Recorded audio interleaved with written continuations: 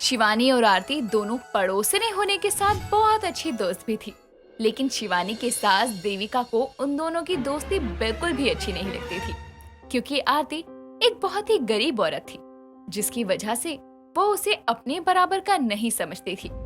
और वो जब भी घर आती तो देविका उसकी बेइज्जती किया करती। ऐसे ही एक दिन सुबह के समय देविका हॉल में बैठकर चाय पी रही थी। तभी आरती उसके घर आती है, जिसे देखकर देविका कहती है, हे भगवान, सुबह सुबह किसका मुंह देख लिया।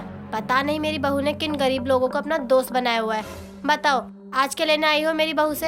आंटी जी, ऐसी बात नहीं है। मैं गरीब जरूर हूँ, लेकिन शिवानी से मैंने कोई लालच में आकर दोस्ती नहीं की। आप मेरा विश्वास कीजिए।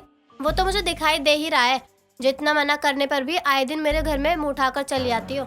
आंटी जी, मैं यहाँ खुद नहीं आई हूँ, मुझे शिवानी ने बुलाया था, तभी आई हूँ। हाँ हाँ, पता है, उसने बुलाया और तू आ गई। तुझे अपने घर में कोई काम थोड़ी है, और वैसे भी तेरे छोटे से घर में कैसा काम होगा। वैसे क्यों बुलाया मेरी बहू ने तुझे इतनी सुबह सुबह? आंटी जी, वो तो मुझे नहीं पता, उसने बस मुझे आने के लिए बोला था। देविका और आरती की सारी बातें उनसे कुछ दूर खड़ी शिवानी सुन लेती है, जिसके बाद वो उनके पास आकर कहती है, माँ जी, मैं बताती हूँ कि मैंने आरती को सुबह सुबह क्यों बुलाया है। अरे नहीं बहू, मैंने तुझसे थोड़ी ना पूछा है, मैं तो बस इससे पूछ रही थी। वो क्या है ना, ये सुबह सुबह से घर पर आ गई, इसलिए मैंने सोचा कोई परेशानी तो नहीं है ना। माँ जी, वो तो मैंने भी देख लिया और सुन भी लिया कि आप कैसे और क्या पूछ रही थी आरती से। बहू, तेरा मतलब क्या है? तू क्या बोलना चाहती है? साफ साफ बोल। माँ जी, मैं आज आपसे साफ साफ पूछ रही हूँ, आखिर आप हमेशा आरती को उसकी गरीबी के चलते क्यों सुनाती रहती हैं? आखिरकार वो भी आपकी सहेली की बहू है। आज वो दुनिया में नहीं है, तो क्या उनके परिवार वालों से आपका कोई रिश्ता नहीं रह गया?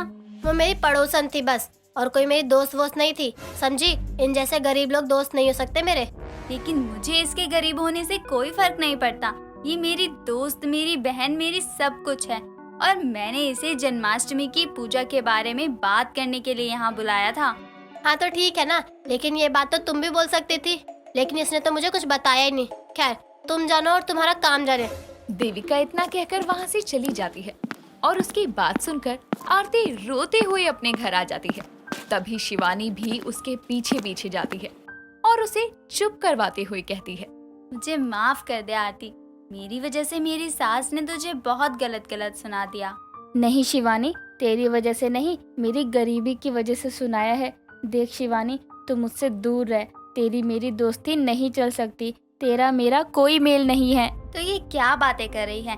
मुझे ना ही तेरी गरीबी से और ना ही अपनी सास की बातों से कोई फर्क पड़ता है, समझी तू? अच्छा वो छोड़, बता तूने क्यों बुलाया था, और तू जन्माष्टमी के बारे में क्या कह रही थी? मैं तो तुझे जन्माष्टमी की पूजा के बारे में पूछना चाहती थी। वो क्या है ना, मेरे घर में कृष्ण जी को पूजते हैं, इसलिए मेरे घर में जन्माष्टमी की पूजा बहुत ही धूमधाम से मनाते हैं। तो क्या तू मुझे उसके बारे में बताएगी सब? अच्छा, ये भी कोई पूछने वाली बात है? मैं खुद कृष्ण भगवान की बहुत बड़ी भक्त हूँ, और मैं तो उनका निर्जल फास्ट भी रखती हूँ। अच्छा सच में? तब तो तुम्हें मेरे घर में होने वाली जन्माष्टमी की पूजा के बारे में सब पता होगा, क्योंकि तुम तो मुझसे पहले आई हो ना इस पड़ोस में। हाँ बिल्कुल। एक काम करो, अभी 2-3 दिन है जन्माष्टमी में, तो तुम जल्दी से अपना सारा काम खत्म कर लो घर का, फिर हम दोनों मार्केट चलकर कृष्ण जी का सारा सामान ले आएंगे। बाकी चीजें बाद में बताऊंगी। हाँ, ये तो तू सही कह रही है। ठीक है, मैं जल्दी जाकर सारा काम कर लेती हूँ, फिर हम दोनों मार्केट चलेंगे। शिवानी इतना कहकर अपने घर चली जाती है, और दोनों अपने अपने घर के कामों में लग जाते हैं। कुछ समय बाद अपना सारा काम खत्म करके दोनों एक साथ मार्केट के लिए निकलती हैं, और वहाँ जाकर वो कृष्ण जी के सारे कपड़े और उनके श्रृंगार का सामान, उनकी मूर्ति को लेकर घर वापस आ ही रही थी कि तभी अचानक शिवानी को चक्कर आने लगते हैं, और आरती उसे अपने घर लेकर जाती है। तभी देविका वहाँ आती है, और आरती के घर में जन्माष्टमी के लिए इतनी महंगी महंगी चीजें देखकर कहती है, देखा, मुझे तो पहले से ही पता था कि ये कोई मतलब से आई थी उस दिन मेरे घर पर। जरा देखो तो कितने महंगे महंगे सामान लेकर आई है जन्माष्टमी के लिए। कभी इससे पहले देखा भी है तूने? आंटी जी, आप गलत समझ रही हैं, ये सामान। रहने दे, अब पता चला मुझे तू मेरी बहू के साथ उस दिन मार्केट क्यों गई थी। इसलिए ना कि अपनी जन्माष्टमी अच्छे से मनाने के लिए महंगे महंगे सामान खरीद के ला सके और मेरी अमीर बहू का फायदा उठा सके। माँ जी आप ये क्या कह रही हैं? पहले पूरी बात तो सुनिए। जो मुंह में आ रहा है बोलती जा रही हैं। और थोड़ा धीरे बोलिए, आपकी आवाज बाहर तक जा रही है, सभी पड़ोसी सुन रहे हैं। क्यों चुप रहूं मैं? आज फिर से इसने अपनी गरीबी दिखाई दी ना, और मेरी बहू को पागल बनाकर महंगा महंगा सामान ले आई जन्माष्टमी मनाने के लिए। माँ जी मैं आपके हाथ जोड़ती हूँ, चुप हो जाइए, मत करिए मेरी दोस्त की इतनी बेइज्जती। और ये सामान उसका नहीं, हमारा है। वो तो बस मुझे दिलाने गई थी, वो तो मुझे चक्कर आ गया था और पहले आरती का घर पड़ा तो मैं यहाँ आ गई, लेकिन गलती ही कर दी। आपका दिल बहुत छोटा है माँ जी, आज मैंने देख लिया। शिवानी इतना कहकर अपना सारा सामान लेकर अपनी सास के साथ अपने घर आ जाती है और उनके जाने के बाद देविका की आवाज सुनकर आरती के घर के बाहर खड़े मोहल्ले वाले आपस में बातें करने लगते हैं।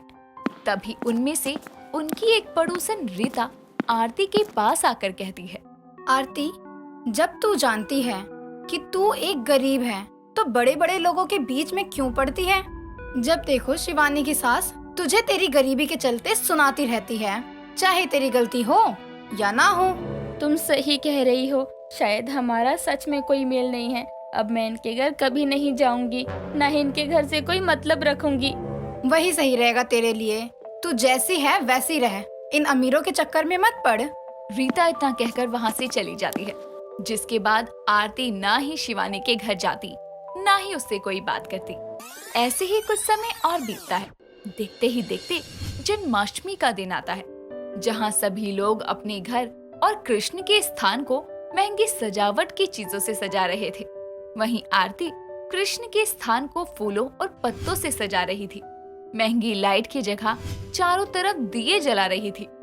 भोग में 56 भोग की जगह 5 मेवों को रख रही थी और कृष्ण जी की आरती गाते हुए पूजा कर रही थी।